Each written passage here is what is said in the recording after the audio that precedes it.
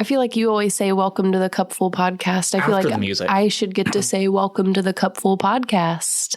Okay, sure. If you want to bring us into the proper podcast, we're going to get right down to business this time, I think, and not dilly-dally. Or should I say welcome to the Spookful podcast? It's not spookful. It's not spookful? No, creepful. Creepful.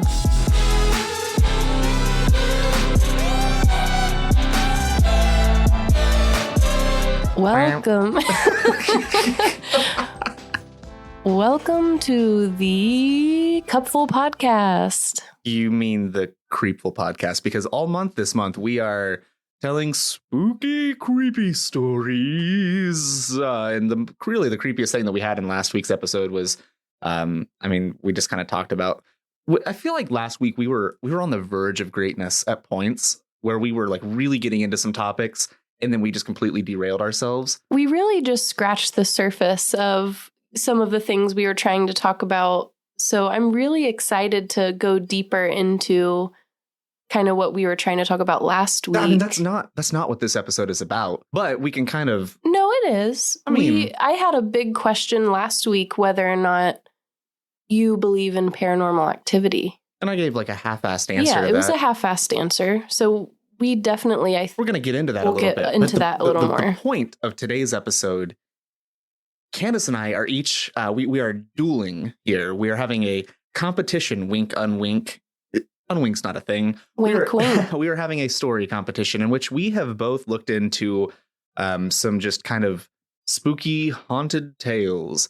And we are going to be reading them to each other and kind of just breaking down the story and the history of it a little bit. And I don't know how it's going to go, but I'm excited about it. Well, what's fun is neither of us know, I don't think, the story that the other one has researched. No, we haven't told it to each other. Told Kandace the name of like the place, but I don't think that gives away anything. I don't think she's ever heard of it. Yeah, so these are all raw reactions. Yeah. So we'll be reading each of our stories that we've researched to one another, getting reactions, and I really think that listeners should tell us who wins or which story they like the best. Yeah, I mean, and we have finally figured out the whole show notes thing. We do have links in the show notes that you can find us and reach out to us, give us suggestions. Please do, listeners. And while you're at it, like whatever platform you're listening to this on, whether you're watching on YouTube or listening on Spotify, give us the thumbs up or the heart or subscribe or follow us or whatever the hell you need to do to make sure that every week, or at least the weeks that we're releasing episodes, you're getting this and you're staying up to date on all of the entertainment that Justin and Kandace have to offer. Last week, I'd kind of mentioned already that we were on the cusp of greatness with a few of our topics. And I think that there's just one thing that I need to redeem for both Kandace and I from last week. We got on the topic of like found footage horror films and just like our like horror films in general. And somehow we managed to only mention Paranormal Activity. And the first two of those movies are fun. And I wouldn't say that like I hated any of the ones that came after that. But those are not really like, when I think like, for me, like found footage horror, I think of like, the VHS series. I think of The Taking of Deborah Logan, which is a very haunting film. It's not like there are some really good, As Above, So Below. There are some really, really good ones in the genre. I love the genre. It's very near and dear to my heart. I feel like it's kind of burnt out a little bit, but it's overdone in recent years, and it has gotten a little stale just because people haven't been doing it differently or anything new. There was a recent, I think in the last year, a Netflix series that came out that had some found footage elements to it. Oh, yeah. Do you remember? Was that called? It was something 88 or something. It had I feel like it had the number 8 in the title. We'll have to, you'll have to look that up. It was definitely worth watching if you enjoy, things that have found footage. It was pretty creepy series. Justin's looking it up right now. Archive 81. That's right. Okay. Archive 81. And the whole thing was based around this guy. He's a tape collector, and like he restores VHS tapes. And this collection of tapes comes into his possession, and it unravels a mystery. And there's some fucking weird like time travel shenanigans happening. There's just crazy occult things. Like it's a messed up series, and I highly recommend watching it because it was one of those like sleeper Netflix series where like Netflix does a horrible job of marketing all of their stuff. They just drop these bangers and like don't warn anybody. So, like they have great content that they're just like, here you go. Yeah, it was a really, really, really cool series, though. Definitely, a good solid 10 episodes if you like, just creepy horror stuff. Especially for this time of year. Exactly. It's a great watch. But yeah, I just wanted to kind of like, we kind of came across as just like horror noobs last week. We're trying to redeem ourselves a little bit. Because like it left a bad taste in my mouth even. We're not just like, oh yeah, we watched the Paranormal Activities. We like it. We saw Blair Witch. Blair Witch one time. And like, no, like we dive, like we have a Shudder account. We dive into the shit. Now, I will say that there are people out there that are really, really, really into those kind of like low budget, like shot on video movies from like the 90s and yesteryear. But I wouldn't say that we're quite there, but we do dabble. Yeah, we definitely dabble. In that. And I enjoy like a just, really crappy horror film every once in a while. I mean, I don't know. There's so many out there. But they're the best ones sometimes. And sometimes they're the best ones to watch with our kids because, they're not usually like too spooky. They're just so ridiculous. And they have some humor to them. So they're not so scary. Not that this is in any way, because this was kind of like more of a Hollywood blockbuster style film. But we watched Krampus with the kids just a few minutes ago. We just got done watching Krampus. And that was kind of just it's a stupid film. Like none of us had seen it somehow. It's been out since 2015. It really put me in the Christmas mood. I don't think that was the intention. It's Halloween season, baby. But yeah, I don't know. I enjoy watching stupid movies like that. And there's other ones that I would really like to watch with the kids. Like we've watched, and this is another kind of like pseudo Halloween, pseudo Christmas film, but like Gremlins is another one that's like, it's just fun. It's like spooky fun. There's creatures, like there's a knockoff called Critters. I would love to like show to the kids at some point, probably. And there's just like, I don't know, bad movies like that. Not all of them are like, you don't want to watch all of those with your kids. Like I can think of a few. And did you ever see the movie Thanksgiving? I think you tried to make me watch that one year. So it's about this turkey that just straight up like tries to murder some motherfuckers on Thanksgiving. It's awful.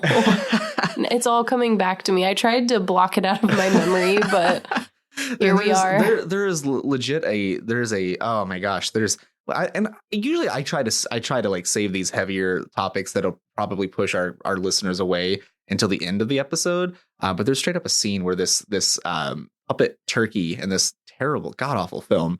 It's so much fun. I'm pretty sure there's a scene where he's like raping somebody, like a person, a girl. That's awful. And he's like, gobble, gobble, motherfucker. And like has this like lie, like, and I'm just like, what the fuck is happening? No wonder now? I blocked this out of my memory. That's awful. There's so many like just awful films like that out there. Killer Clowns from Outer Space, Attack of the Killer Tomatoes. Like, oh man, just there's a level below bad horror film. You need to go down into that level.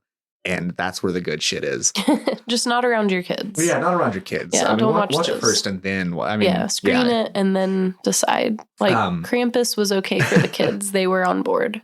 But yeah, I just kind of wanted to redeem ourselves a little bit from last week because like I was like, oh man, all of our one listeners think that we're complete horror noobs now. We named all the like very stereotypical horror films, but we've talked. I mean, we've already, if you've listened to our podcast long enough, we've talked about like the classics, my obsession with Freddy Krueger and stuff like that. We've talked about that enough. Like we didn't need to touch on that last year. Justin is Freddy Krueger. I am Freddy Krueger. At least that's what the nuns at my Catholic school in kindergarten would have told you. But anyway, yeah, I kind of want to just I wanted to hit on that a little bit. I also, like last week we tended. I feel like I kind of like derailed the conversation about, whether or not I believed in the paranormal. I don't always know how to answer that. So I feel like I deflected by like just kind of going into like my religious beliefs and, like just to kind of go back to that conversation. It's not that I don't believe in the paranormal. I'm very much just kind of like double down. Like I'm very much a seeing as believing kind of person. I need to experience it. And I don't think that I've ever really experienced anything that can't be explained. So I don't know. That's where I'm at with it. Just to kind of, I don't know, lead into this conversation that we're about to have. So like we've already said, today's episode is a special edition, and we might do more of these in the future if this goes well. I'm pretty excited about it. But yeah, Candace and I have both looked into a story. I hope we do more of these because I had so much fun researching. And it might not even be like necessarily like spooky stories in the future. Like we might, like there could be some folklore based around Christmas, like in sometime in December that we do, or spooky Christmas. I don't know. I just like spooky shit. Spooky Christmas. Maybe we'll have some special true crime episodes. It may not be spooky, but it may be spooky Christmas. Spooky Christmas. Because Halloween never really ends. If you believe hard enough and you want it hard enough, Halloween is there all year. It's the gift that keeps on giving, Clark. Well, I think the most fun part about it for me was the history involved in some of the things I was looking up. I'm a huge history nerd, so anything that involves looking up, the history of things that I had no clue about before, super fun in itself. So that was just rewarding. So even if I don't win and people, if everyone thinks your story is better, that's fine because I had a good time. I mean, here's the thing. The story is not mine. This is right. These are real stories that we've researched, and the delivery of it's going to be a little different.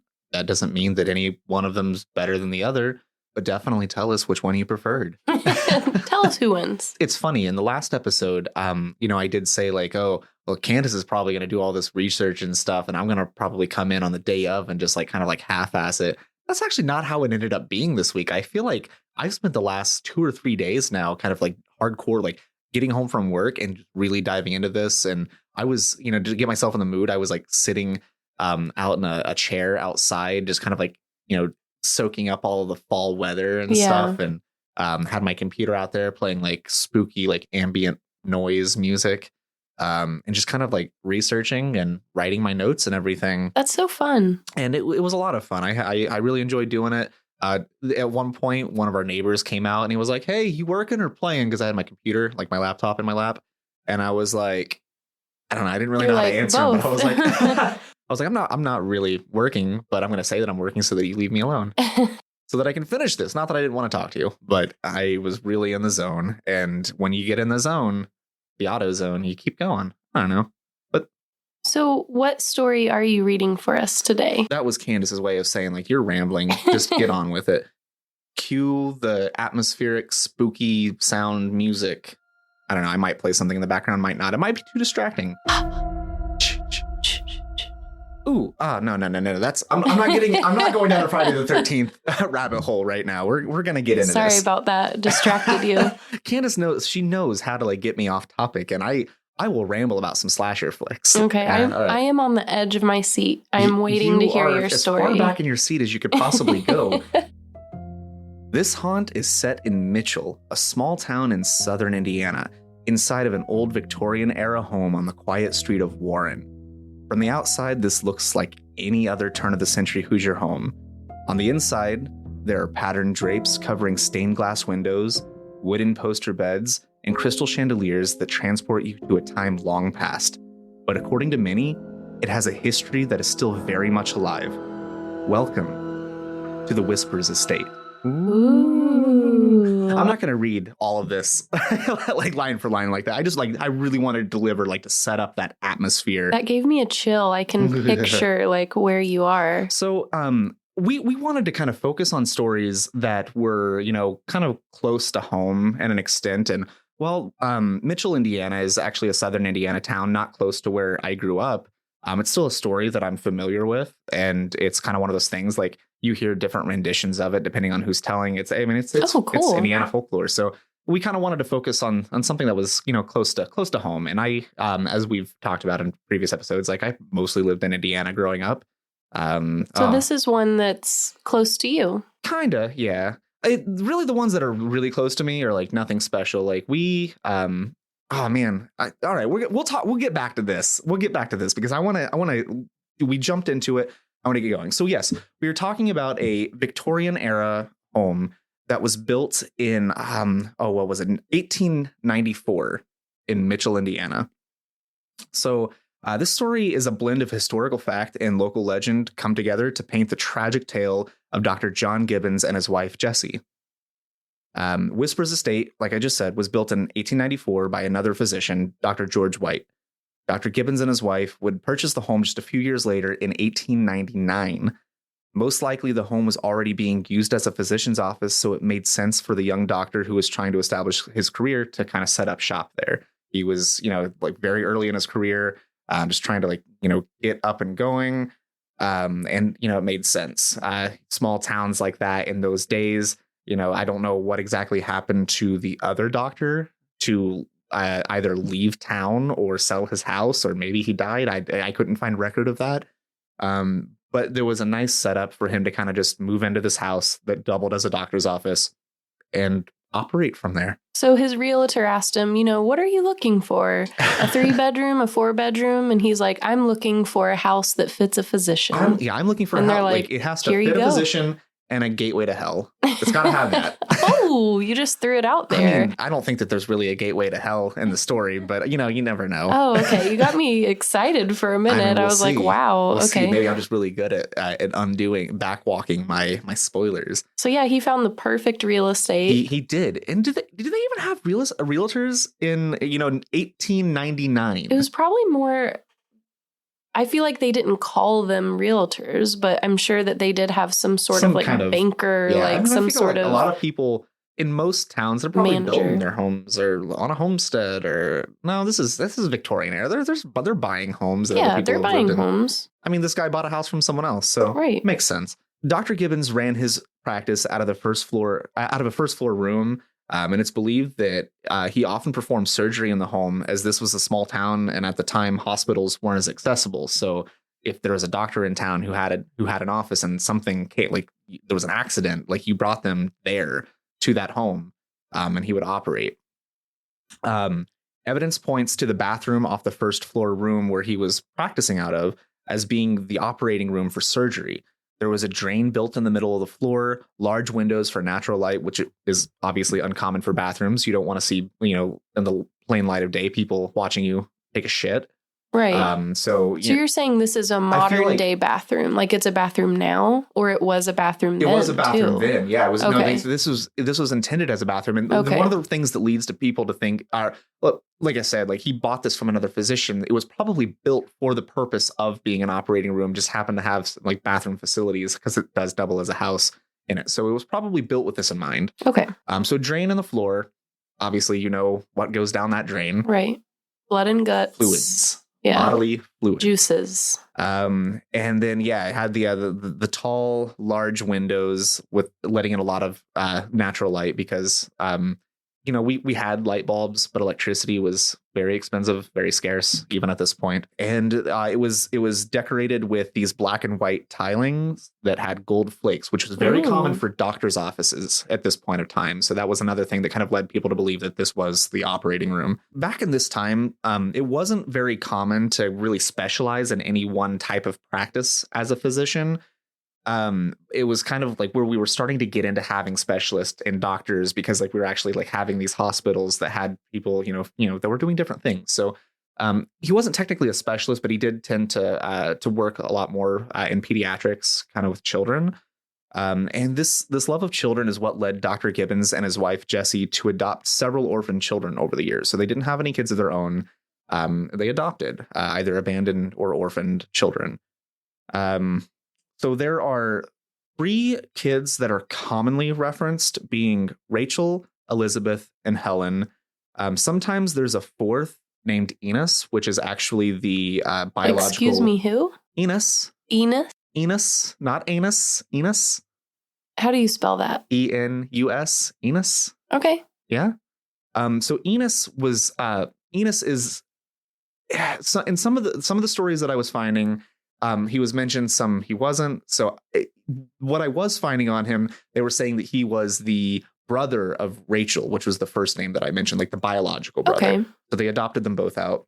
And these 3 kids, like they may or may not have ever even existed. I'm just going to throw that out there now because, So there's no actual documentation. There is only documentation of one of them having been adopted by the Gibbons. And the only reason that particular one is documented is because they were they were in the obituary for both Jessie and John Gibbons when they died. She was mentioned in the obituary because she survived. Spoiler alert.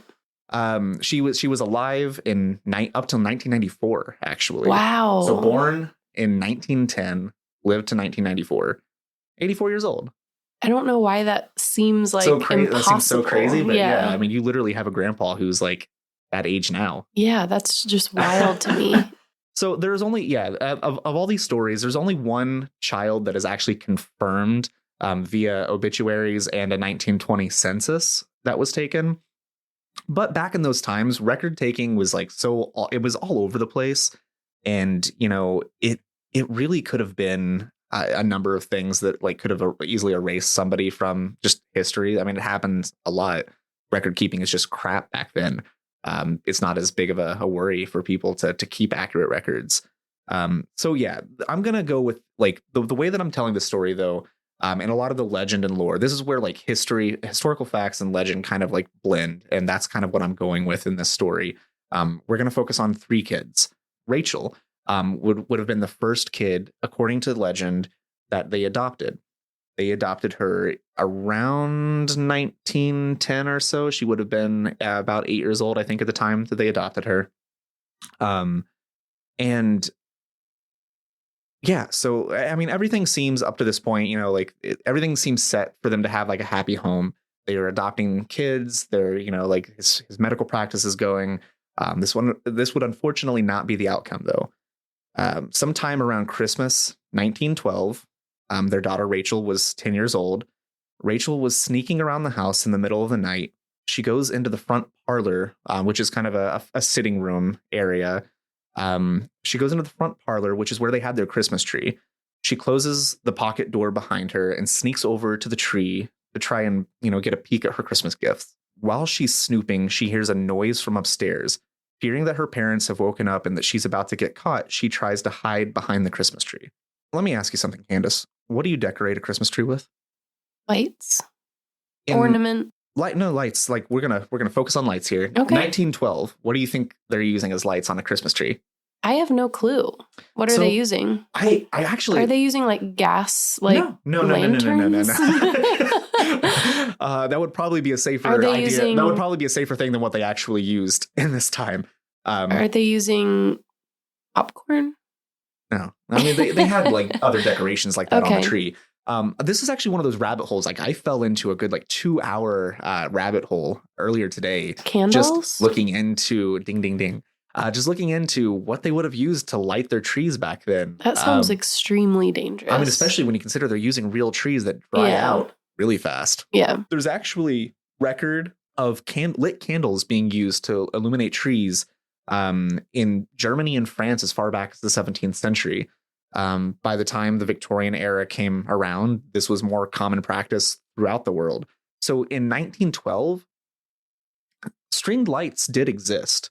They're actually like Thomas Edison invented stringed lights as early as, I mean, this was like several decades before this. They do exist. But again, like these sorts of like electrical items, like they're very scarce. They're expensive. They're for like fancy ass folks. And even though this is a doctor, like this is a small town. Most of the time, if you were seeing Christmas lights, they were usually in like shop windows around the holidays or reserved for like events or like public displays.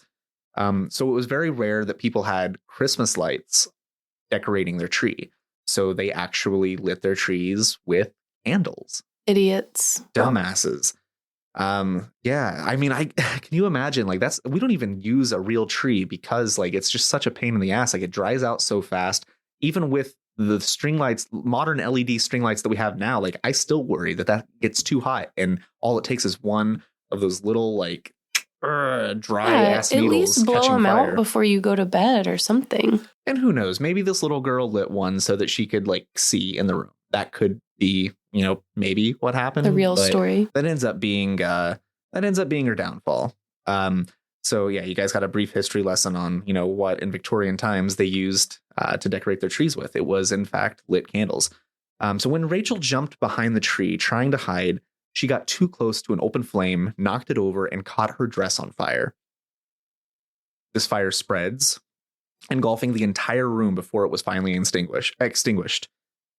Rachel was rescued from the room and initially survived the burn injuries she had received. She was brought up to her room and laid in the bed where she passed away after 2 days of languishing. Oh my gosh. So That's so she sad. survived. Like, yeah, she's just being a kid, snooping on her Christmas presents, trying to, like, you know, shake the boxes or whatever and see what's inside. She thinks she's about to get caught. And for our kids, like, they're just like, oh, I'm just down here using the bathroom or getting a drink. But for this poor child, she was scared, tries to hide behind the tree, knocks this candle over, catches her dress on fire, which then spreads. That's so sad. She was just a baby. 10 years old at this point. So, I mean, there's a reason that the mortality rates are so different now versus then. There was just a lot more, like, things even in the house that would just kill you. That's so sad. Sometime after Rachel's death, the Gibbons family adopted 2 more children. Helen, who was the person I had mentioned, is actually in the census reports. We have record of Helen. And then, what was the other one? Elizabeth? Yes. So they were adopted sometime after the death of Rachel. Elizabeth was adopted as an infant sometime around 1934. So this is almost 20, like a little over 20 years later that Elizabeth is adopted. Okay. So I don't know how long they've had. I think that they adopted Helen like very shortly after Rachel died. This is like 20 something years later. They're getting on in age a little bit more, like the doctor and his wife. So they're just still adopting kids. Yeah, I mean, they're just doing their charity. They've got them the money and the resources to take care of kids. They're gonna. So they adopt baby Elizabeth sometime around 1934. Not long after the adoption of baby Elizabeth, she passed away in her crib by her mother's bedside at only 10 months old. Oh my gosh. The cause of death is unknown. I mean, you could probably imagine any number of sicknesses or what is the disease that we call now? The SIDS, the sudden infant death syndrome. So it could very well have been anything like that. Yeah. Jessie Gibbons, the mother, the grief-stricken mother, would develop a severe case of double pneumonia only 2 weeks later. She died shortly after in May of 1934, lying in the same room where she had just lost her infant child. Oh, no. So this family has already been, just kind of like really, really struck by just the worst luck. Just awful. Interesting fact, and this is kind of a, related to the subject, but kind of a little bit of a caveat.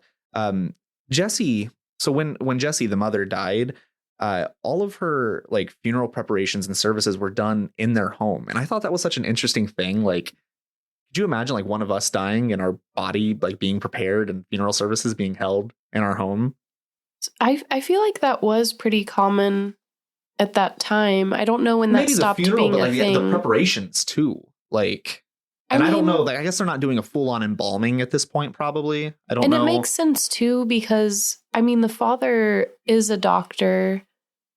That's probably, he has a lot of medical knowledge. That probably would be the type of place that you would want to do something like that. I don't know.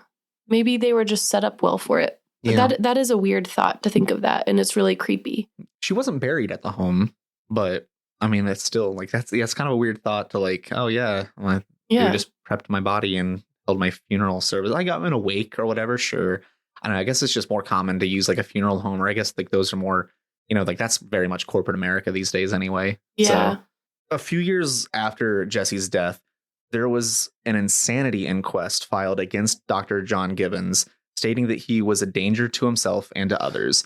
So essentially, this is a legal process that was put in place by somebody stating that he was unfit to be a doctor and questioning his sanity.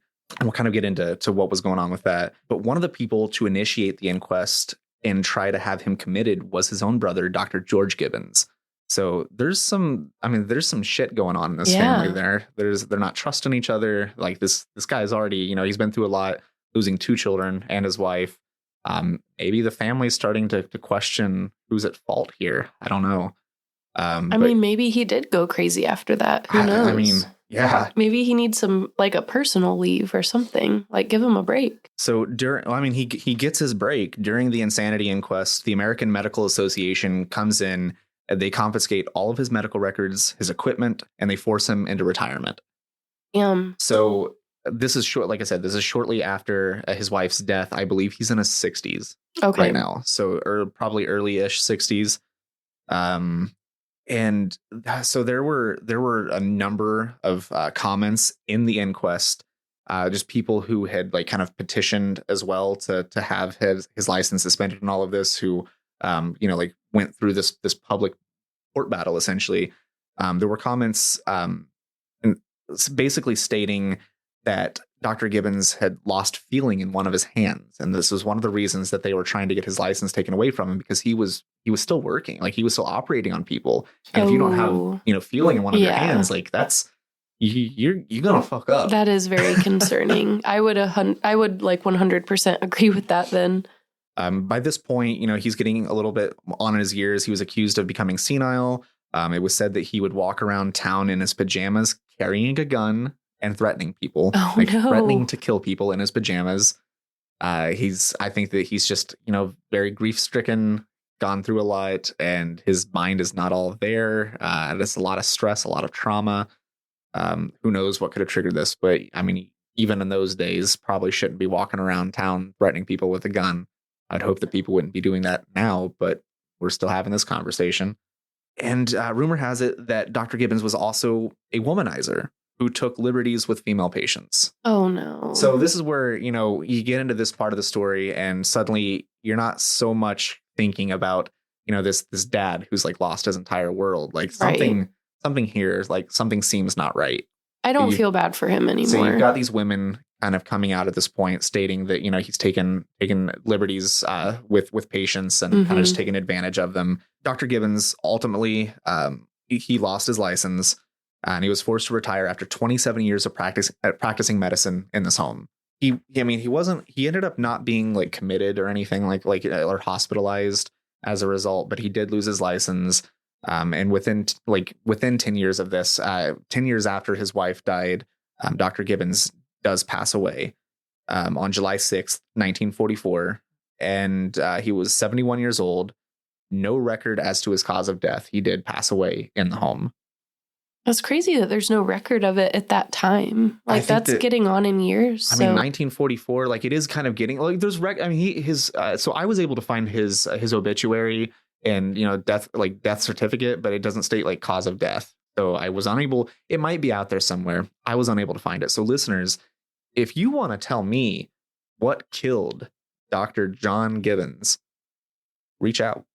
But I think I can just imagine at the age of 71 already having like a lot of just like senile and like maybe dementia. Who knows what could have been going on with him? Like I can imagine just all the things that are probably like just failing with this person, like physically and mentally at this point.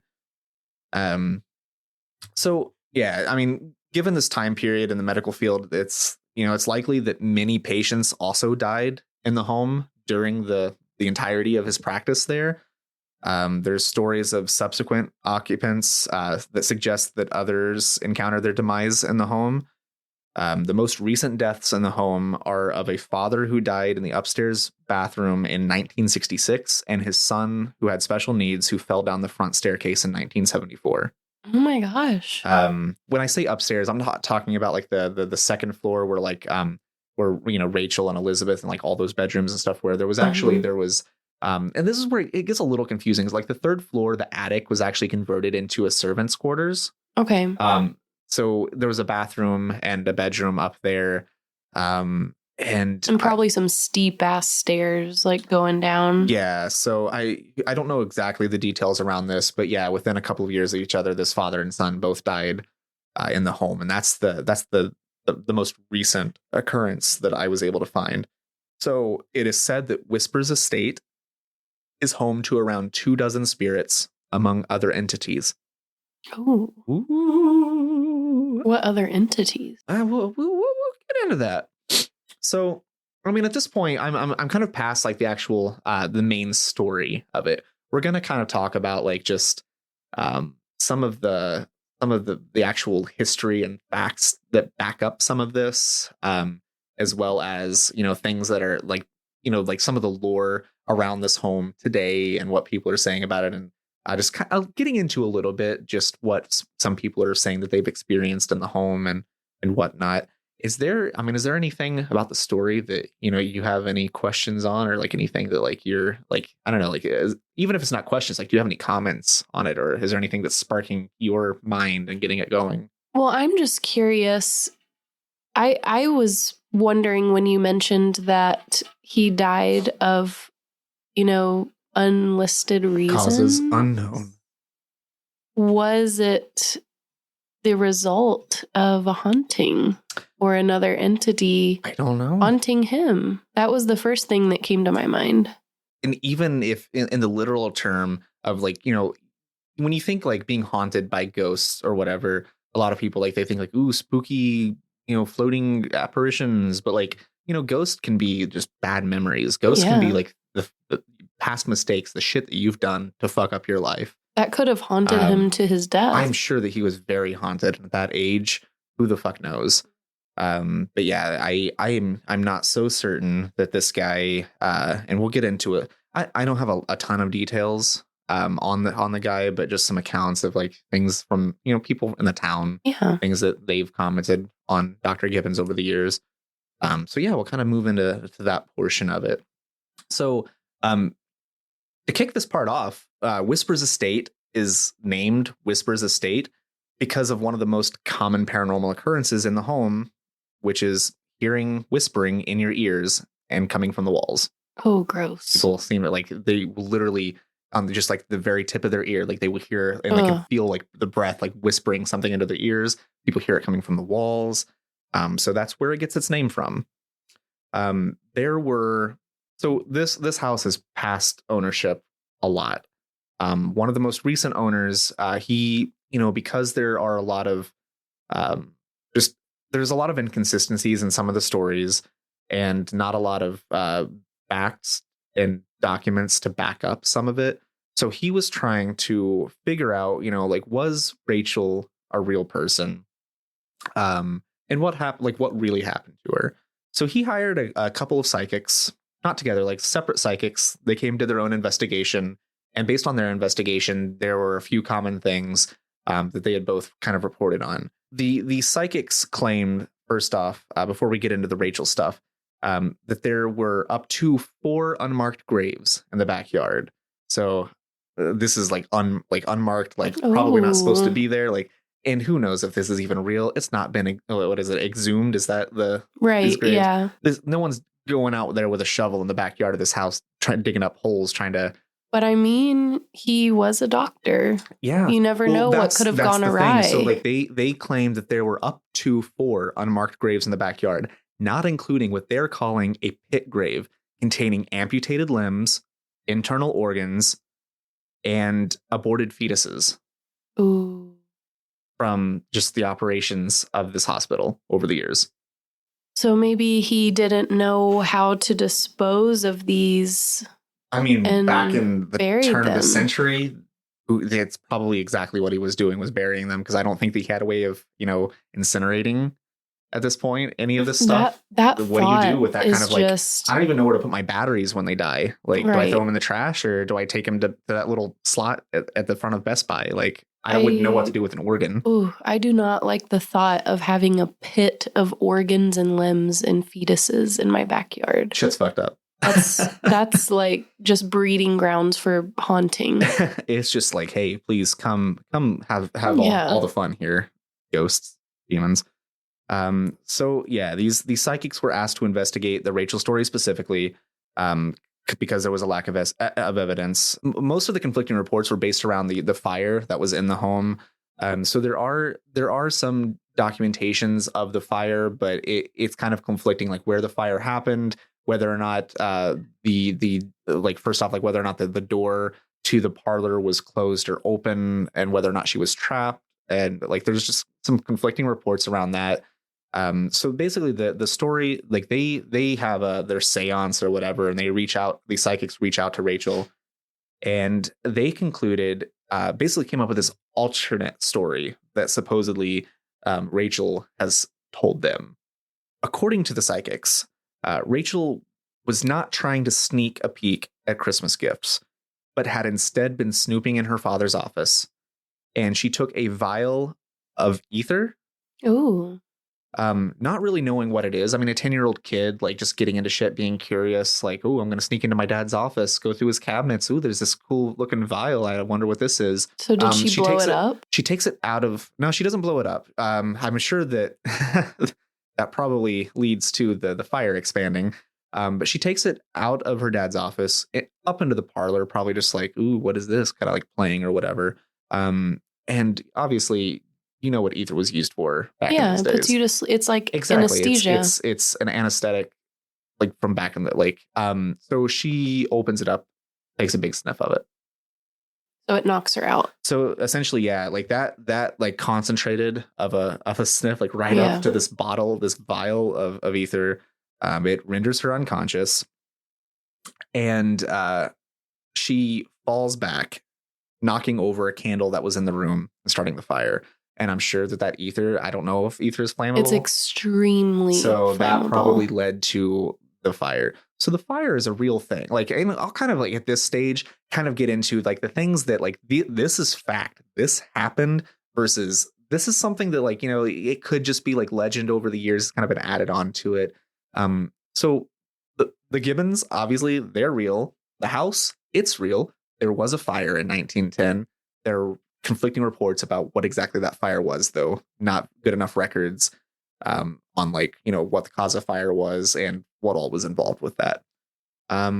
So the psychics also stated that while Rachel was on her deathbed, her father gave her an increasing doses of morphine, not to ease the pain that she was in, but it was an attempt to push her toward death as she was seen as damaged goods at that point. She was no longer the prized child.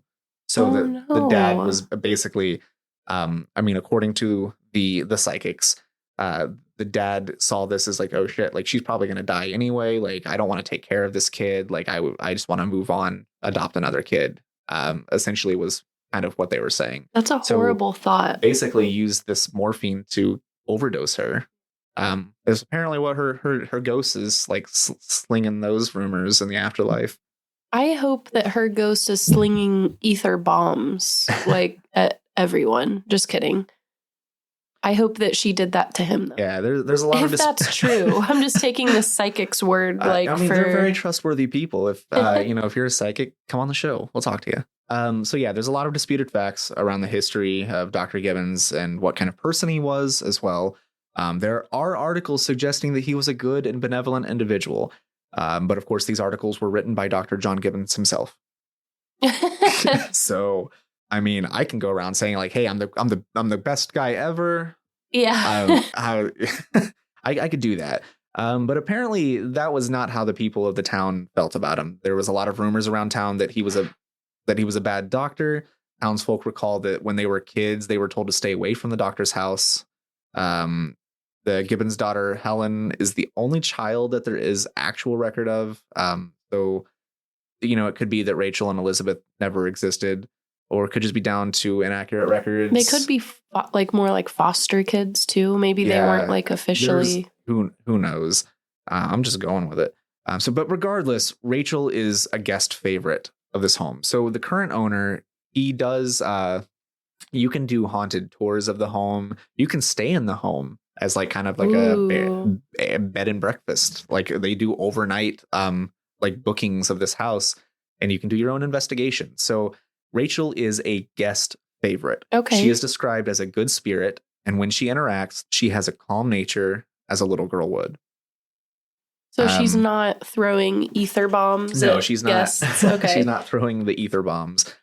Guests seem drawn to her in a paternal way. So I think that people are very caring of her.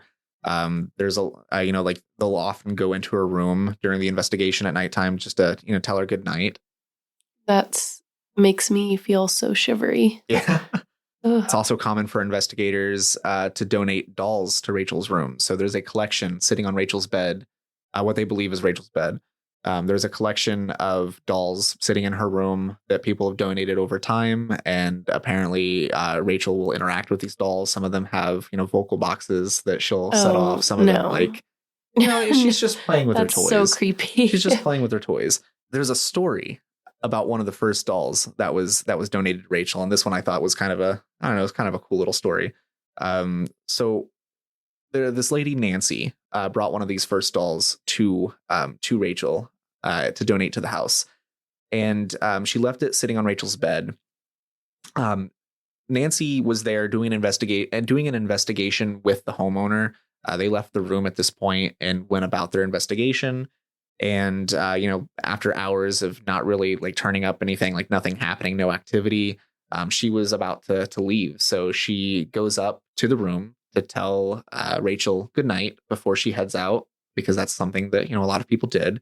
And when she gets up there, she notices that the doll is gone. Her and the owner were the only people in the homes, and they spent some time looking for the doll for a good like half hour or so, couldn't find it. So they don't find it that night. She comes back for another investigation about 3 months later. The owner still hasn't found the doll. Like, they've been looking for it. In the middle of this investigation, they hear a loud commotion coming from Rachel's room. So they immediately go up to check it out. And they don't see anything in the room. But because there was activity happening recently, Nancy takes it upon herself to ask Rachel what happened to the doll that she brought in this moment. So she asked, like, what did you do with this doll? Where is it? And at that point, the doll is thrown down the stairs, which is behind them. Like, so they're standing in the doorway to this bedroom. The stairs going to the downstairs, like, parlor area is behind them. So the doll is thrown down the stairs, and it's cool to the touch, but it smells like it's been recently burned, and it is charred. This doll like looks like it's like it looks charred. Yes, this doll has been burnt, even though it's cool to the touch at the point that they're able to pick it up. So that can't be Rachel that did that. Like, why would she do that? I don't know. So that makes me feel like it's like one of the bad spirits. Something jealous that Rachel's getting all of this attention, that somebody brought her a gift. So yeah, who knows? But this doll is now sitting in a case in Rachel's bedroom, on display. But that was a cool kind of like, that is a really feels cool like one. An Annabelle-esque story. Common activity based around Rachel include hearing her sing, giggling, or skipping and playing. I mentioned that she will interact with these dolls. She has there's 2 balls that they keep in her room that she will sometimes play with. You'll hear them bouncing across the floor. She'll throw them, just different things like that. Like she's playing like a kid would. So it's all good fun, but still like the most creepy things to ever hear. Like Yeah. children To us, giggling. yes. Yeah. But she's having a good old time. Little girls laughing. Yeah. So some have even reported seeing this little girl with long brown hair and a white dress sitting and kicking her legs as if she were waiting. So kind of just propped up at the kitchen table, swinging her legs back and forth like kids do. People have seen this? They have seen. Wow. They have seen. That's a bold claim. That's a bold claim. And there's a few photos. Like if you, I'll take this time to mention a couple of the sources that I've pulled stuff from. There was a pretty cool about 50 minute long documentary that I actually ended up watching on YouTube called When the Walls Talk. It's by a producer named a channel called Timeline.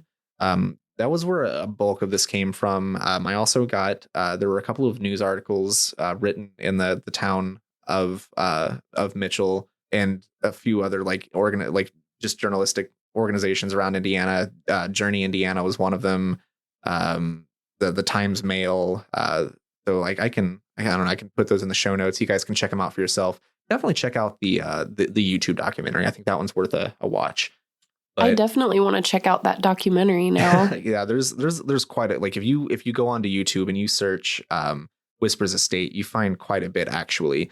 But this is a more this is a more famous house than I thought. I can't believe I haven't heard of it. Yeah, it's been featured on there's books written about it. There are TV series, like there have been pitched films for this house.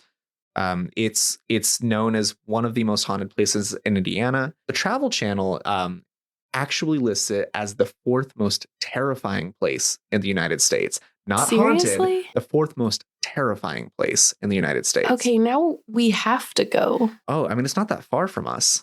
It's really not. Like, we have to go stay a night in there and do our own investigation. So let's get a little bit more into some of the other haunted occurrences that supposedly happened in this house. So, Rachel, she's a nice ghost. Nothing too crazy there.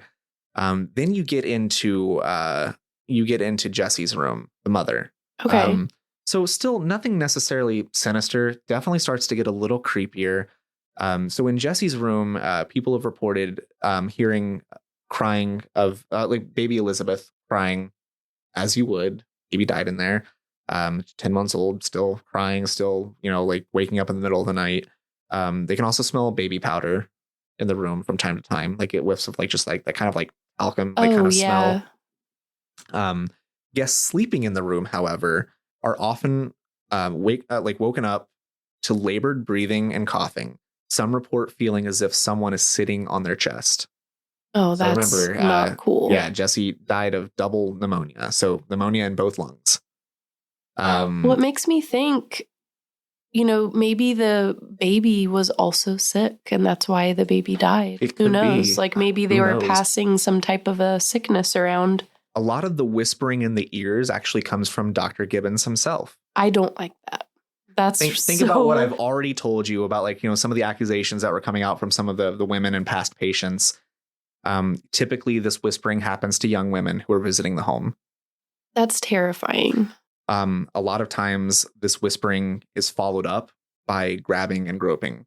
Oh, no. So even in the afterlife, Dr. Gibbons is being a perverted freak. So he didn't learn his lesson? He's still being nasty? He passed away in his old age. He's popping a feel.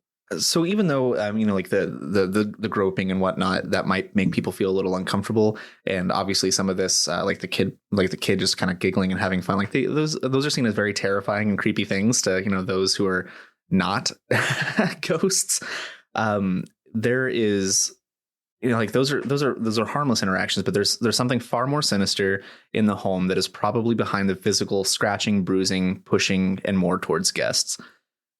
So there have been countless records of people getting large gashes on their back, like cuts, like pictures that people post of this happening during their investigations. Specifically, people being pushed down the stairs. Do you think that's what killed the one son? I don't know. Maybe in the home. There's no record as far as like how far back the paranormal activities in this home occurred. But who knows? That could be part of it. So yeah, like there have been the current owner of the home himself has been pushed down the stairs coming from the attic down to the second floor, to the point where he was hospitalized. I saw some photos and video of like the large gash that he had in his head from being pushed down the stairs. He refuses to go into the house alone at night anymore. Owns the house. Wow. Won't go into it at nighttime anymore. There was another guest who, like they got footage of it. It could have been that she threw herself. I don't know. It was kind of fishy looking, but claims that she was kind of like thrown from the stairs toward the doorway that it's leading to. Dude, if someone did throw themselves, like, come on, really? That's not helping to prove that there's paranormal activity if that's what your motivation is. Mm-hmm. Like, that's just proving the opposite. Like, it's giving more clout to the people that, doubt and don't believe. So, I mean, all of that to say that, like, I'm a pretty skeptical person. I approach like seeing people's evidence and proof or whatever. I approach that with skepticism. I'm a non-believer in that sense. We talked about that in the last episode. I reiterated that before I started this story. There was a clip that I saw of somebody doing what's called a table tipping, or a tipping table. A tipping table. So it essentially, it works kind of like, you think of like a Ouija board or a spirit box or any kind of like communication tool like that, where you're asking the spirits a question. Essentially, there is this kind of small, like the small 3-legged table that like people are all sat around, and they've got their fingertips just their fingertips on the very edge of this table, and they're asking questions, and the table is kind of like interacting in ways based on what they're asking. And I don't know exactly how it works as far as like the format you're supposed to ask the questions in and what different things mean. I didn't really get into that, but I saw this video of this happening, and it's very clear. Everybody's fingertips only are touching this. Nope. Like if they're putting pressure on it, it's pushing down. This Okay. table is... So they're not like elbows on the table. No, leaning nothing like all that. It's over literally, it. it is a small table between a group of like 6 people, and their fingertips only are on it. And this thing it's like scooting around everywhere. It's like moving in different directions. So that's to me, like, it's hard to like do that sort of trick with like any sort of mechanism because it's going in different directions. At one point, the table pins itself up against one of the people that are a part of the investigation. He can't even scoot his chair back to get away from the table. His chair is also stuck, and this table is pinning him, and he's just trapped there. And eventually, as they're trying to help him, the table pushes into like in the opposite direction into another lady who's on the other end and pushes her over. And like it looked crazy. I don't know if I believe, but I can see like that is hard to explain how the hell that's happening when the people's fingertips are the only thing touching this table. Their thumbs are up, fingertips only on the top of this table. I'm a skeptic. That was hard for me to explain. I kind of want to watch it and try and debunk it, but I watched it a few times, so maybe we'll watch it together and kind of see what's going on with it. But we should link it too here so the listeners can watch it as well and see if they can debunk what's going on. It might have been part of the documentary, so just watch the documentary. Okay. If not, I'll link it as a separate video if it ends up that it's not.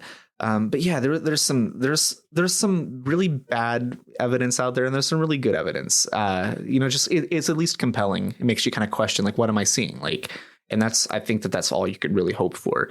I would say 90% of the people out there who are ghost hunters or paranormal like investigators are full of shit. That's not to say that people haven't experienced things that to them are very real. And I will not discredit that. Like even if there isn't a ghost, what you're feeling is real. And that's what a haunting is. I 100% agree with that. Sometimes you get some unexplainable feelings that just feel off. And I count that as, feeling some type of weird energy. So I don't know if it's a ghost or, just some type of a haunting. But yeah, I would love to go stay there. And if we ever do, we should do a separate episode just about our stay there. Oh, yeah. I think that would be so fun. Probably be videotape. That'll be a whole different. That's an investigative video or a vlog. We'll be vlogging, guys. I'll let you know. What's up, everybody? I'll let you know if I get any weird Smash that like button. Fishy lip whispers in my ear from the doctor. Yeah. Gross. Oh man, sorry, I'm still stuck on like just like the just ridiculous like paranormal investigators that are out there. Like you get like it's usually like a group of 3 guys with like they all have like their faux hawks and like Ed Hardy jeans. I was just gonna say that. There's like, dude, you just touched my butt, bro. They still have bleached tips for some reason. They all look like Guy Fieri on a very greasy day. Yeah. Sorry, Guy Fieri. But they're so good to watch, though. You can't. It's entertainment. It's shit fun. Yeah, it is shit. Bad television in the worst way, and that's why we like it. It's trash TV. So going back to there is something more sinister in this house than just the kind of harmless ghosts that are happening here.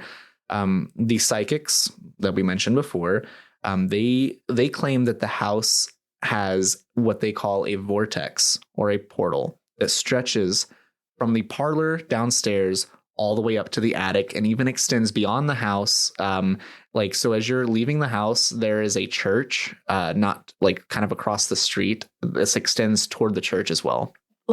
So this is like basically like think of it as like, so there is a center to this vortex that is in in the house, but there's essentially these cracks is what they describe them as, beyond like basically these cracks in this portal that extend throughout the house and even outside of the home toward this church, is like where they feel this energy essentially. So this portal, it culminates in what they call the spiritual heart of the home, which is in the attic upstairs. So that servants' quarters attic that's up there. This tends to be where some of the more violent stuff happens. As far as people getting hurt, people yeeted down the stairs, leaving there. People who are brave enough to stay up there, they get some pretty fucked up nightmares thrown on them, and people being pulled off beds and like that sort of like paranormal activity sort of shit. If I just have to say, if you and I went to stay there and we were brave enough to stay in the attic room, I would be sliding down the stairs on my butt. Like, just scooting not down walking one at a time. I would be like a dog who's got 3-year-old. a little turd. No, I'd be caught on like their going butt. down like a 3-year-old, like sit on your bottom when you go down the stairs. Oh man. Yeah, something like that. Let's see you throw me down the stairs now, bitch. I would definitely be like very, very well, and that's the thing. So like the current owner who was thrown down, like he said that happened as a result of him almost being like too cocky and too like, oh yeah, like, I've walked up and down these stairs a million times, like nothing's gonna get me. Like he almost got too cocky about it, and that's when he said like the worst stuff tends to happen to him is when he's too overconfident in the home, so and the ghost to like want to teach him a lesson. Yeah, then be overcautious. I would just slide down the stairs on my booty. Going back to this vortex or portal or however you want to explain it, this kind of ties into there's an entity in the home that people are referring to as Big Black because it's usually spotted as a shadow. Other people have described it as more of a rake-like creature, which I mean, we could probably have an episode down the road where we get into like these kind of mythical and creepy monsters and stuff. A rake is essentially this kind of like humanoid, like flesh creature with these long arms, and it kind of like, I don't know, it has like a small like bent legs and kind of like almost like gorilla style, but these like long arms, and it like just it's so fast, and people get glimpses of it. I believe that the origins of the rake, it was a creepypasta sort of story, like online. You can go look up that for yourself. Enjoy your nightmare fuel. It's very, very, very nightmare inducing. But yes, so like some people have referred to it as a shadow. Some people are referring to it as an actual like physical creature that they've seen in the home. But a lot of people tend to believe that this creature, this entity, is very much tied to this vortex or this spiritual heart, like this portal that has been opened in this home, and that would explain why it's not just ghosts. There is something beyond that present in the home, and maybe the amount of ghosts that are in the house, maybe that weakens the mortal plane enough to where this portal is able to open, and that kind of just opens the doors for the real shit show. Well, there's definitely been a lot of death there, like probably so much undocumented death between all of the people. Who knows how many people died during surgeries. Well, all of the accidents that happened. That's down on the first floor where the doctor was operating from. The psychics, as they were like doing their investigation into the portal, they said that the attic, the third floor, reeks of death and rebirth. So rebirth. So like when you die, like the rebirth is in like these are spirits now, like they're born as something entirely different. So was this doctor like secretly killing people in the attic? Who the hell knows? This could be from, we don't know. We have no record of the guy who owned the doctor that owned the house before this doctor. He got the hell out of there. Yeah. Well, I mean, I don't know if anything spooky was happening there yet. There's also a large chunk of time between 1944 when Dr. Gibbons passed away and the deaths that I mentioned in the late 60s, early 70s, like where we don't really have like, I mean, I don't have any record of anyone like necessarily dying, but there were other homeowners in that time. So who knows like what it seems like all of this is coming from this servant's quarters attic bedroom is where all this kind of like comes from. So yeah, a portal could explain the presence of Big Black, this shadowy figure. I don't like the idea of Big Black or the rake thing. Yeah, with the long fleshy arm. There are 6 confirmed deaths in the home, many more rumored, 24 experienced spirits, and a demonic entity in this home. So do with that what you will. Like I said, like there's probably, just because it was a physician's office, there are probably so many more people who also died in this home that there's just not record of, or it happens. Like back then, like medicine wasn't that great. I wouldn't be surprised if dozens and dozens of people died in this home. Oh, I hate that thought. That's enough to make anyone go crazy. So yeah, go book your stay. We might. I think we will. Date night. Date death. I love that story. Well, I don't love all the things that happen to the people there, but I just love that I have never heard that story, and it's pretty close to us. Yeah. It's just within a few hours away. A couple hour drive. Yeah. So like I said, like, I mean, it's one that I had heard, kind of just stories about growing up in Indiana. I, didn't know like a whole lot of details about it, but it's like one of those just kind of like folklore, like urban legend type things. And it changes from person to person. And especially the further away from where it happened it gets, it kind of like, now that the internet's a thing, like I feel like there's more consistent stories around it, but Yeah, not so many morphing legends, like Mhm. evolving. It's one of the things that I was going to get into before I started the story is like, like every town has like their things. And a lot of these towns have common things like a crybaby bridge or something like that, where everyone's got a bridge where a baby was thrown from the bridge and the grieving mother hung herself. And now you can, if you turn your car off on the bridge at midnight, you hear the babies crying and your car won't start back up. And everyone's got a story like that. Isn't it funny that like every state has that? It's not even, it's like every corner of every state, like every town has People something. Are just bored. They like to invent fun stories. That's the thing about urban legends. They spread and suddenly it's from your town, or suddenly it happened to somebody or suddenly like it's good storytelling that has really stuck with people. So they spread it. It's fun. Yeah. So that's my story. Looking forward to hearing yours. I liked it. Good luck. Thank you. Wink. Sorry, I'm taking a drink. It's okay. I had to sniff. Anyways, okay. Yeah, the allergies just and colds won't leave our house. So I apologize for how my voice sounds. How my voice sounds. I'll try not to sniff except for that one time. And so my story is extremely close to home. And by extremely, I mean it's about a mile down the road at Taco Bell? the Golden Lamb. Ooh, R.I.P. The Golden Lamb is located in Lebanon, Ohio. And it's about a 30-minute drive. Well, now we have cars. So for us nowadays, it's about a 30-minute drive north of Cincinnati. So the Golden Lamb actually opened its doors in 1803. It's a really long time ago. And the inn and the restaurant within the Golden Lamb is the oldest operating business in Ohio. Did you know that? I did not know that. It is the oldest operating business, like official licensed business in Ohio. So when is it like oldest that's still around or oldest period? It is the oldest that's still around. Okay. So obviously there were other business. Okay. Yes. Okay. Sorry. Longest operating. It is still operating to this day. Although the Golden Lamb is not its original name. So it was originally a wooden building. It's on the corner of Broadway and Main Street, right in town. It's in the heart of downtown Lebanon. It was kind of more of a modest building when it started out. It had many gardens in the back.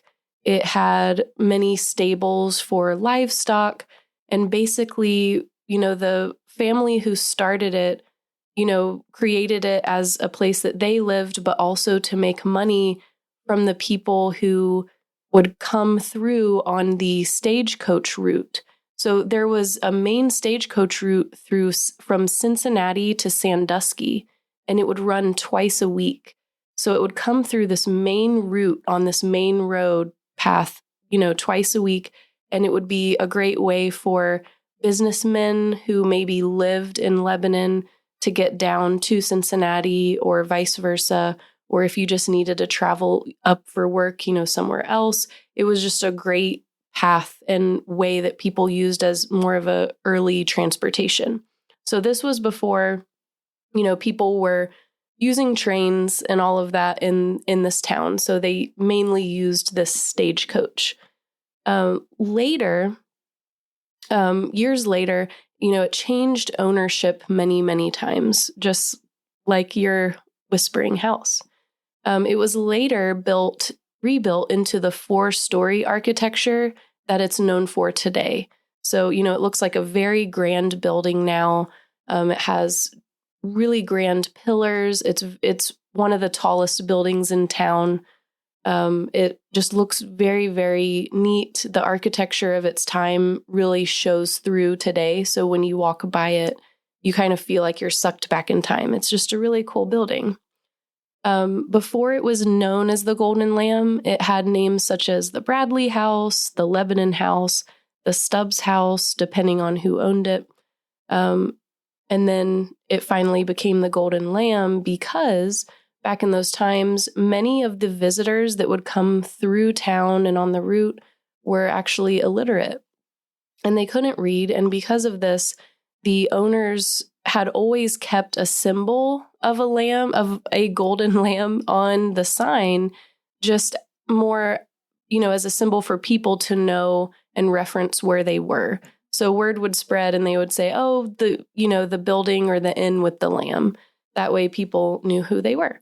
So I thought that was kind of a fun fact about it. I didn't know factoid, that. That's kinda how where the name comes from. Yeah. So like I said, it was a really popular stop along the stagecoach line. And because of that, many high-end businessmen, lawyers, a lot of very, famous people stayed there. There were many soldiers that would come through nearing the War of 1812. It hosted many, many soldiers. And at the time, there was actually no theater or house of entertainment in town. So it also doubled as the nightlife and the entertainment. So it was actually considered Lebanon's first theater. So they had what they called freak shows there at the inn. And I actually found online an old flyer, like a photo of a very old flyer from the Lebanon Historical Society showing, advertising the freak shows and the singers and, other performers that would come to stay. Other people that would stay there were 12 of our U.S. presidents actually stayed there, and they've named several rooms after some of those presidents, one of them being Abraham Lincoln. Good old Honest Abe. Yeah. So if you go there, you can stay in the room where Abraham Lincoln and his family stayed. Other famous people like authors Charles Dickens and Harriet Beecher Stowe stayed there. Charles Dickens was reportedly not a fan of the Golden Lamb. When he stayed there, it was during his first trip to the Americas. And during that time, during the daytime when they're not kind of advertising their nightlife, secret activities, it was during the temperance movement. And they only offered coffee and tea to drink. And it was actually... I need something a little stronger than that. Yeah, so that's basically, it's recorded in his private journal. He references the Lebanon Inn and says something along the lines of, these Americans shove just intolerable drinks down your throat. So he was not a fan. Like, he wanted some whiskey or, he wanted something strong. He did not want this coffee and tea. He's like, ridiculous. So moving on in recent years, the Food Network actually named the Golden Lamb Ohio's most haunted restaurant because many of the guests and employees of the 250-year-old property have given reports of paranormal activity during their stays. Many have said that the spirits of several ghosts will occupy the rooms of the restaurant and hotel. One of the most notable spirits is Clement L. Vallandigham. So this pronunciation is hard. So is this Old Valyrian that we're speaking here? It is not Old Valyrian, but I'm going to go ahead and call him Clem, if that's okay. Good old Clem. What is Clem up to these days? I don't know, but this Clem that I'm talking about did not meet a very good end. That's an unfortunate name, Clem. I'm going to call him Clem. Vallandigham is just, with my cold and allergies, it's not rolling off the tongue. Valendium Leviosa. So Clem was a celebrated Civil War era U.S. congressman from Ohio. Not a celibate, a celebrated. I said celebrated. Yeah, I know. I was just clarifying. Okay. For my own reference. He was a leader of the Northern anti-war effort known as the Copperheads. also known as Confederate sympathizers. So he was one of those guys. So don't feel too bad for him. We've got a few of those probably listening to this podcast. Well, you don't feel too bad for him. He actively fought against rights for Black people and Black suffrage, all of that. And just not very nice. He was very well off. He was a lawyer or a solicitor, as they call it in his time. So he was charged with treason because of this, because of, his position of where he was. He was an Ohio congressman. He should not be a Confederate sympathizer in that time. So after facing the charges of treason for opposing the war effort, Clem was escorted to Tennessee in exile, down to good old Tennessee. Man, what do you got to do to get kicked out of Ohio and thrown into Tennessee? Right? I'll do it right now. I think they're like, if you want to, not be with us, then get out of town. We're going to kick your ass out of here. And that's what they did. So eventually he's like, I've had enough of Tennessee. He sailed to Canada for a minute, where he started up a campaign to run for Ohio governor again. So he's in exile for a while, goes to Canada with his tail between his legs. He's like, you know what? I'm going to run again. Like when elections are back up, these other sympathizers that are still, riding under the radar, maybe they can back me. Maybe things will change by that time. So he secretly returned to Ohio. This is 1864 at this point. Okay. Spoiler alert, he did not win this election. So he is not Ohio congressman again. He is now just working as a lawyer. And he has a lot of money, so he's fine. He has a lot of connections. Don't feel bad for this guy. Don't feel bad for him. But he is still back in Ohio at this point, at least, even though he's not a congressman at the time. But years after this, Clem was in Lebanon in a second floor room of the Golden Lamb. And he was staying there because right across the street from the Golden Lamb is the county or the town's courthouse. So he was often doing business in this courthouse, doing trials, representing clients. So the Golden Lamb was a common place for those, lawyers and judges and anyone of importance at that time to go kind of convene. Well, that was the thing when you had like a meeting place like the courthouse in those days, and you had like those sorts of like trials and things happening. It didn't make sense for you to travel, commute from your home into town so you would stay at an inn, and this was right across the street. Very different times. Very different times. And as we know, like you said, it was hard to commute. So he was staying at the inn with his client and several other people. He was actually representing and preparing a criminal defense case for a man named Thomas McGeehan, who was accused of fatally shooting another man in a saloon brawl in the nearby town of Hamilton, Ohio. So good old Hamilton. Yeah, if you want to get don't into some know, saloon brawls, head over on to Hamilton. That just sums up Hamilton. No, I'm just jesting all in good fun. I like Hamilton. But so he was, representing this man who apparently shot somebody in a saloon in Hamilton.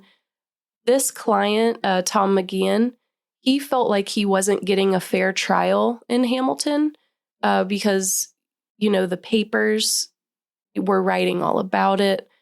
He felt like everyone around was really pushing to just sentence him, and he wasn't having it. So he's like, try me in a neighboring town. So that's why they ended up in Lebanon, Ohio. So while demonstrating, how the victim of the brawl could have accidentally shot himself while drawing his pistol instead of being murdered by Tom McGeehan, which was the whole defense they were going for. Pretty solid defense. Right. So he's saying, the victim wasn't shot. He was drawing his own pistol in this drunken brawl, and he accidentally shot himself while doing this. Well, he, like a dumbass, Clem, who thought his own weapon was unloaded, fired a bullet into his own stomach. Can you imagine that? Worst lawyer ever. Like, he is the worst. Like, Clem is not doing so good. No. So Clem died slowly in that room the following morning on June 1871 at the age of 50 years old. After that, several reports of a man matching his description have been made over the years by guests staying at the hotel and people that work there. They say the same thing every time. They claim to see a ghostly figure walking the halls very slowly and entering that same room that he stayed in all of those years ago. They claim that the man's smoking a cigar, and you can often see him out of the window. If you're outside of the Golden Lamb, you can see him out of the window of the room in which he died when the room will not be occupied. So, people will walk the streets or drive by and see someone through a window, and then employees will note, well, there's nobody staying in here right now. But So I seen him smoking his cigars. you seen him smoking his cigars. So my only thought is, the next time I drive by, I'm You're just looking gonna at look all for that these window, windows. yeah. I'm looking for old Clem. But I just found that wild that he shot his own self during that kind of reenactment there. Just a side spoiler alert, the man he was representing never did end up getting prosecuted for that. Oh, he wasn't convicted for... They because that all happened, there was a mistrial. He got lucky. He got lucky 3 times. What? He was somehow retried like 2 other times, and it never stuck. But eventually, when he got released, after not being able to get convicted for that, he was gunned down in the street. So he was lucky 3 times. He got his time, to a freedom over and over again, even though he did not deserve it. So the first, common spirit that you'll see if you go stay there is old Clem Vallandigham. Valerian. Old Valerian. Old Clem Valerian. Dragon Rider. Right. King of the Andals. And people do know he doesn't seem like ominous or threatening. He's just very contemplative. He's walking around, smoking his cigar, sitting in the room. Living his best ghost life. Yeah, that was the end of his time. There is a second, this is the most commonly seen spirit in the Golden Lamb. It's a girl named Sarah Stubbs. She was one of the resident spirits at the Lamb. And by that, I mean she lived at the Golden Lamb in the late 1800s while her uncle actually ran the inn at that time.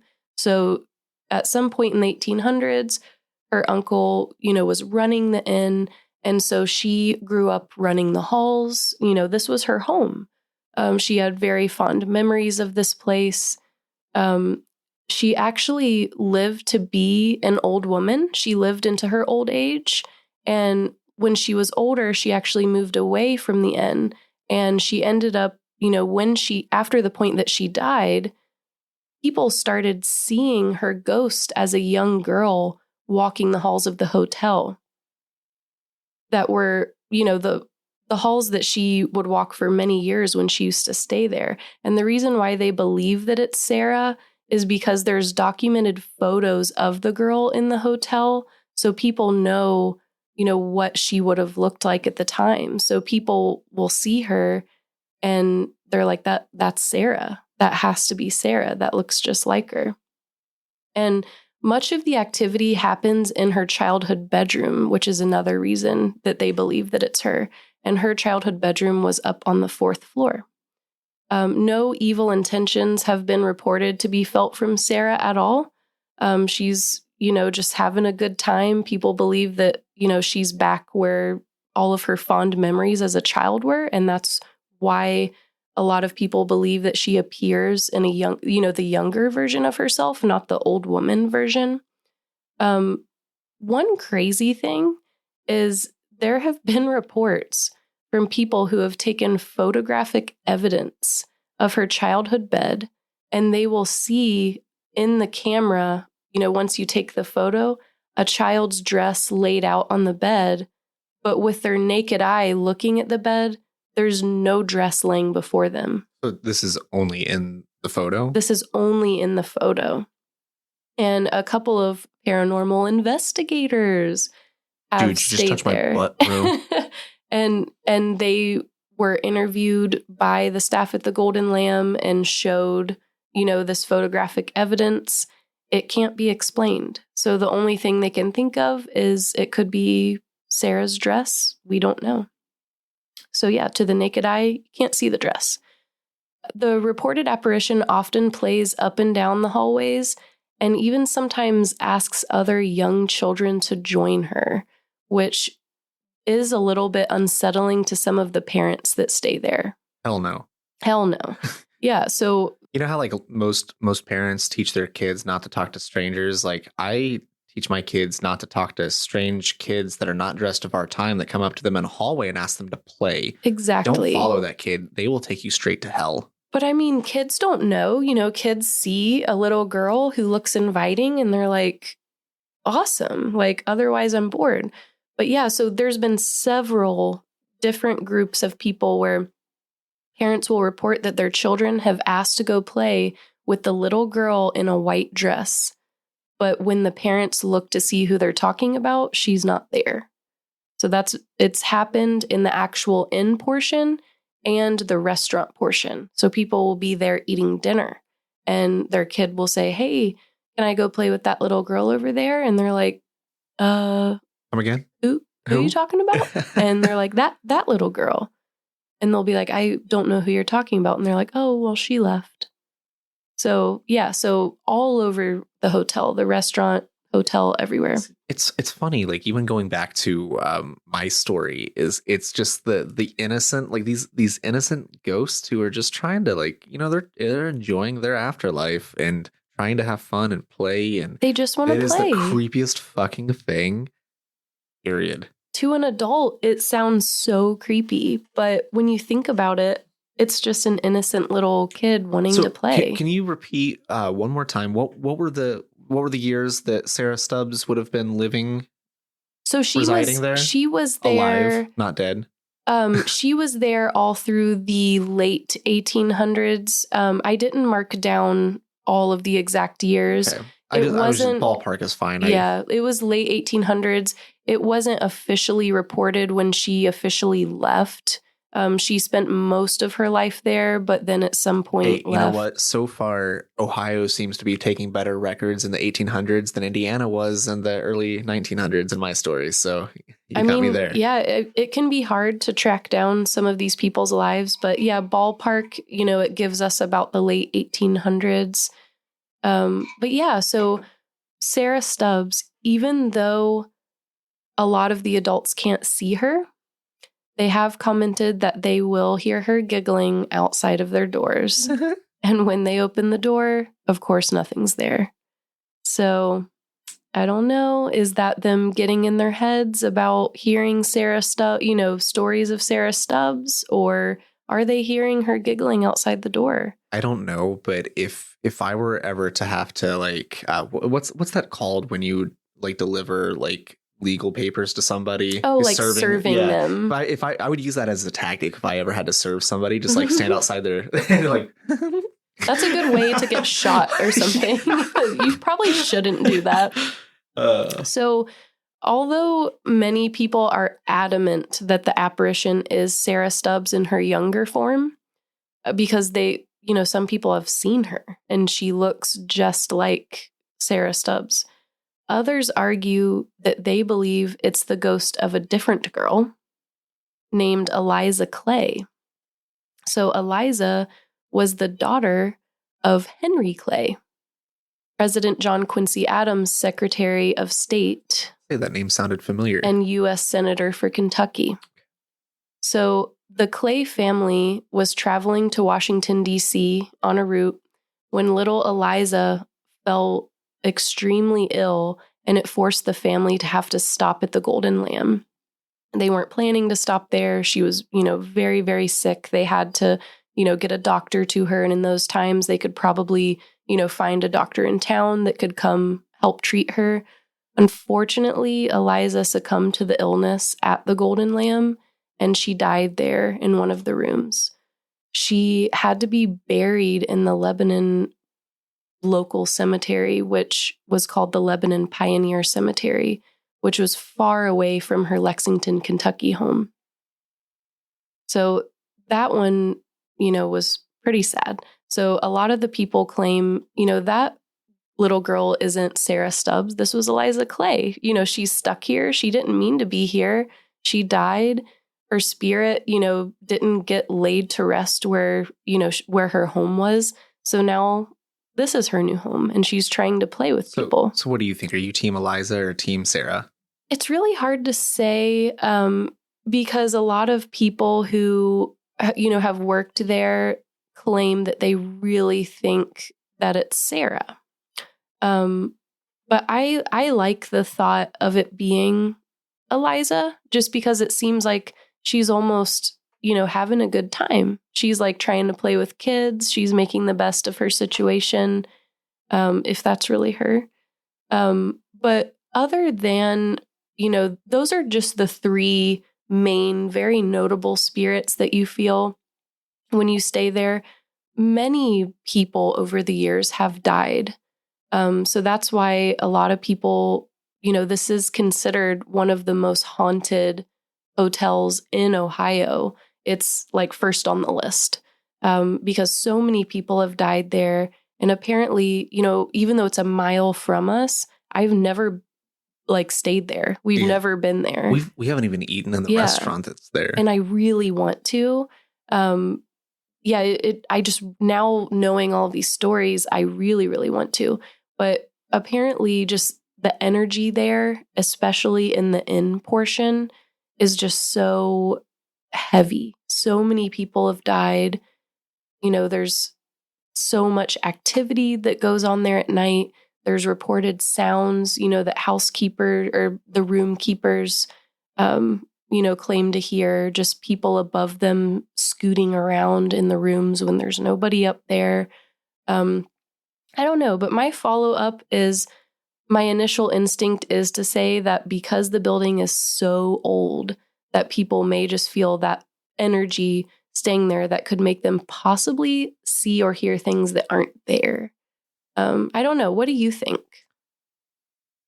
So it's one of those stories that, there's just, it's just such a cool story. There's so much history wrapped up into it. And you're right. It's an old place. There's so many people that have whether they died there or not, so many people have come and gone from this place and visited this. There's so many energies mixed into this building. There's so many I don't know. Basically so much from, what I've researched, so much shit has gone down at this place. So many high profile meetings, deaths have occurred. Many soldiers in the war stayed there. It's just, it has all this heavy feeling.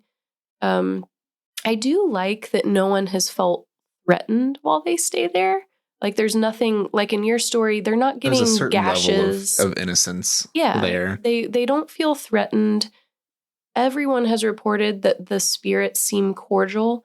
There's only been one instance where it's been more of an annoyance, and that is a lot of the workers claim, there's stuffed animals that sit in a certain area behind one of the registers there, and apparently a lot of times they all fly off the shelf onto the floor. So it's not really, ominous. It's more of an annoyance. And they really think that it's Sarah Stubbs pranking them because her uncle ran the place. He worked there. She was there, lived there for many years. They think maybe she used to prank people like that, when she was a kid running around. So yeah, it's just things like that aren't ominous. There's no scratchings or, gashes on anybody. No one with ghostly fish lips whispering in your ear. Hey, it's annoying and ominous. I think that stuffed animals flying off of a shelf, anything like that. Like that shit's scary. One of my first retail jobs when I was in college, I worked at the electronics department in a Kmart, and the toy department was right next to electronics. And as I was like closing up at night, like nobody in the store, we had an entire aisle full of Baby Alives, which I don't know if you're familiar with these dolls, but like they kind of just like you walk past and they have motion sensor, like they'll like make noises and coo at you and like giggle. And sometimes like, and if one of them goes off for whatever reason, like there's like sound sensors and like light sensors, like they will all go off, like this entire row of them. And like that shit used to creep me out. Well, Rachel from your story would have loved those dolls. Oh, like yeah, she man. could haunt the crap out of those. Might have been Rachel. It was in Indiana. I don't know. Maybe.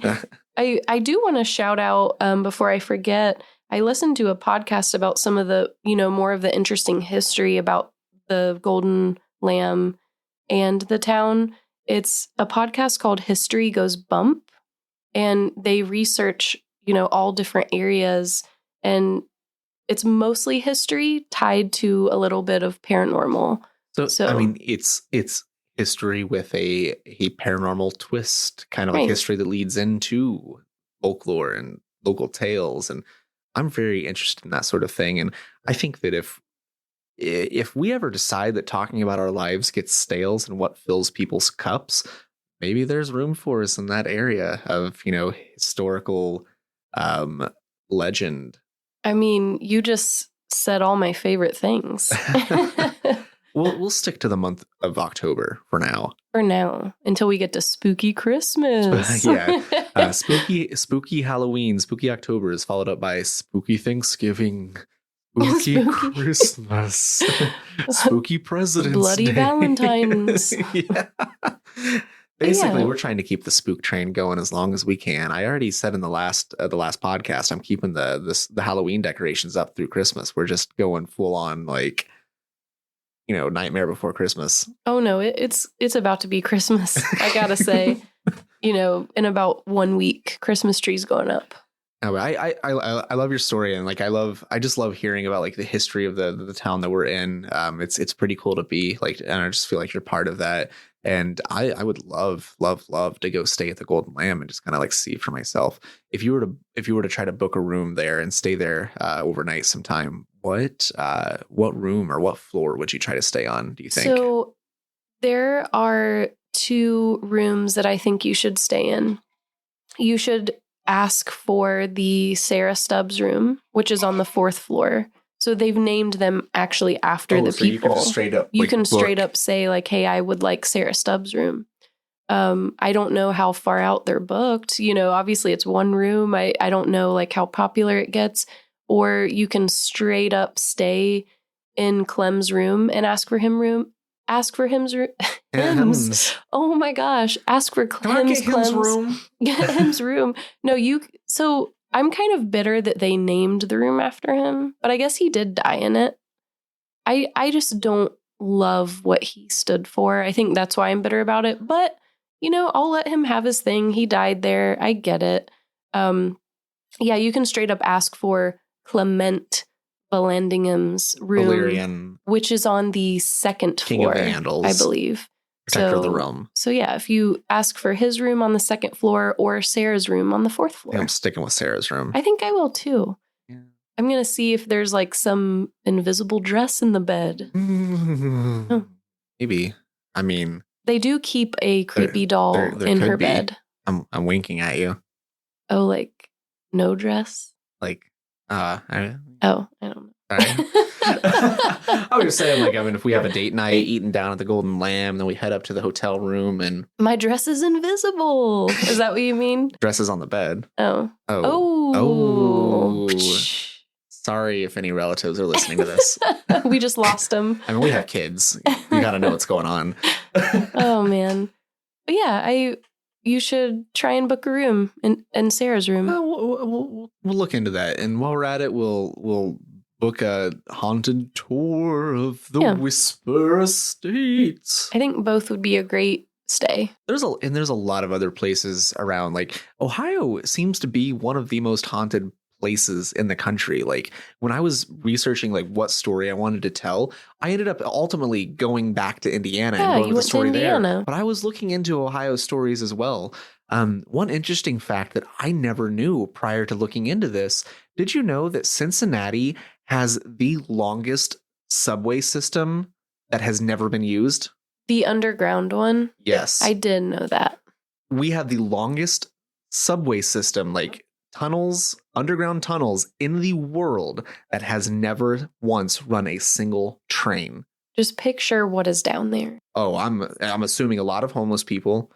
It's a lot of so scary. feces, Oof. a lot of I can imagine that it's not a pretty sight. And there's areas of it I think that are pretty well condemned, and like it's probably hard to get into, but like I'm not trying to get down in that. I'm not going down there. There have been talks over the years. And so basically like what happened was around turn of the century, like the public was demanding at the time kind of a public transportation system, because kind of like what Kandace was getting into is like, you couldn't just commute, around the city as easily. If you were like needing to get into downtown Cincinnati for like a court hearing or for work related things, like there was no mass transit. So you had to stay down there until you could take a carriage back up to wherever you lived. And there's a lot of little rural areas in between all of these towns. So it's like it wasn't all the suburban extended Cincinnati that it is now. So yeah, like they attempted, like they started around the turn of the century building an underground like train transit system, and funding quickly fell apart, and the whole project fell, like essentially the whole project it was a failure, and they abandoned it. So there's just unused subway tunnels under the city of Cincinnati. Over time, they have pushed to get the project up and going. I think that there was a push in like the 1960s, like to start doing so again, just because they're like we're starting to, highway systems were being built at that point. I think that there was a lot more people living in Cincinnati, and just the traffic and congestion was getting so bad that they were like, we need a way to get people to and from the city and around the city that's not blocking up traffic and doing all of that. And I think that they found at that time that it would have just been too expensive, because a lot of the work they had already done, like there are literally parts of downtown Cincinnati, neighborhoods that these tunnels are dug under, that have collapsed in on themselves, and like it's not holding up, and it would have cost way too much to get that project up and going again. Anyway, I just thought that was kind of like a fun little like tidbit that I had no idea that was even there. So I learned something about Cincinnati while I was doing the research on this. I'll probably look into it more a bit, but yeah, there's just so many good haunted stories from right here in Ohio. Indiana had a bunch AF. Too, like the Midwest. Like I don't know. It's this Bible belt of the Midwest, I guess. Like they got a lot of creepy things happening. Yeah, it was really hard to choose. I ultimately chose the Golden Lamb because it's so close to us, and I found the story really interesting, and any reason to research history is always fun for me. So now we know some cool facts. We gonna go there. We gonna stay. And, tomorrow I'm definitely going to drive by and try and see if Clem's peeking out at me. I'll peep at Clem. I'll keep you guys updated if he does. And I'm really interested to see which story you guys relate to most or like the most. I think that they'll like him for different reasons. Yeah. I liked yours for different reasons mine was a cool story, but I really enjoyed yours. Thank you for sharing it. Thank you for sharing. Definitely. It was nice and spooky. You gave me some good chills. So we are sticking with kind of spooky and spooky type stories and discussions throughout the month. I've got some ideas for what we're doing for the next episode, but I'm not going to spoil anything yet. So thank you for joining us in this spooky haunted storytelling that we did. I had a lot of fun doing the research and just telling the story, and kind of just shooting the shit with Kandace about haunted things. Thank you for listening in. I'm Justin. I'm Kandace. This is the Creepful podcast. Good night. I just heard a ghost.